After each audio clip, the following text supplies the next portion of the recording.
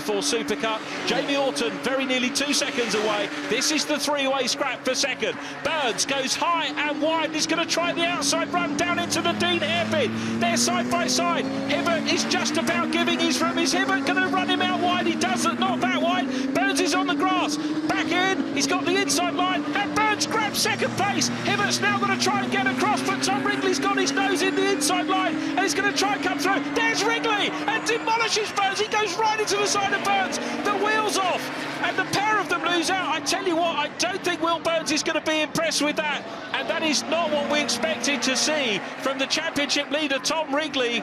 3 wheels on his wagon, and that means he's going to start at the back again. Will Burns will be furious. Jamie Orton will not have seen any of that. He's not had to look in his mirrors.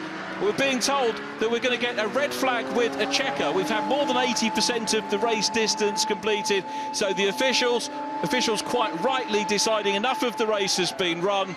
The result will go back to the lap before the red flag, which should reinstate Will Burns and Tom Hibbert into the podium. Wrigley looks absolutely distraught. You can see he knows that he made a mistake there. We need to see it from all of the angles for sure, but it did look to me as if he went on a gap that perhaps wasn't there. He's furious with himself. Even champions and championship leaders have moments like that.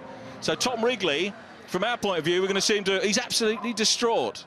I don't know if Will's out of his car yet. So here we are. This is what happened. So we're coming down. Burns was challenging for second position. Very wide line. Hibbert's giving him room at that point, but then takes him out slightly towards the right. There was a little bit of room there. Burns had to go on the grass. Probably fair. Burns finds the room going into the right-hander at Yentwood. Goes through, consolidates third. Then Tom Hibbert, who we're on board with, should have come across. But Wrigley just piles through into Burns' car. That's going to be, and judging from Wrigley, here's the other angle. Wrigley goes up the inside. Oh, a lock up there, bang. Very, from my point of view, Wrigley's fault. Will Burns is the aggrieved party there. But, as I said, the result goes back to the lap before the accident, so Burns could well end up with a podium there from that. Wrigley's wheel goes off. That's why we have catch fencing, incidentally, when the wheels come off. A lot of people say, why do we have it? And, well, that's why, because we're well away from the race fans there.